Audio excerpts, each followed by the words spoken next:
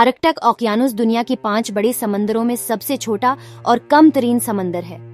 ये तकरीबन 14,060,000 square kilometres 5,430,000 square miles की रकबी पर फैला हुआ है और इसी समंदरों के सर्द तरीन समंदरों में से एक के तौर पर जाना जाता है। बिनुल अक़वामी हाइड्रोग्राफिक ऑर्गेनाइजेशन IHO इसे एक समंदर के तौर पर तस्लीम करते हैं, हालांकि कुछ समुद्री माहिरीन उसे आर्कटिक बहरा रोम कहते हैं।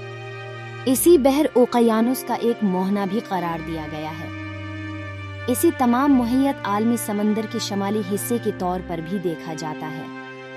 आर्कटिक ओकियानस में शमाली निस्फ करा की वसत में कुत्ब शमाली का इलाका शामिल है और जनूब में तकरीबन 60 डिग्री एन तक फैला हुआ है।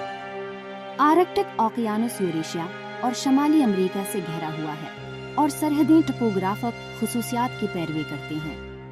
बहरुल काहिल की तरफ बेरंग आबनाई और बहर ओकियानस की तरफ ग्रीनलैंड स्कॉटलैंड रज।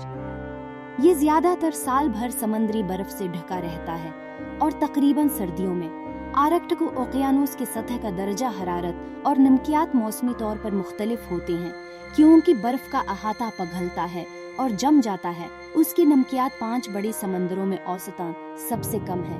कम बुखारात, नदियों और नदियों से ताज़ा पानी की भारी आमद और गर्दोनवाह से महदूद राबता और अखराज की वजह से ज्यादा नमकियात के साथ समुद्री पानी मौसम गर्मा में बर्फ की सिकुड़ने की शरह 50% बताई गई है।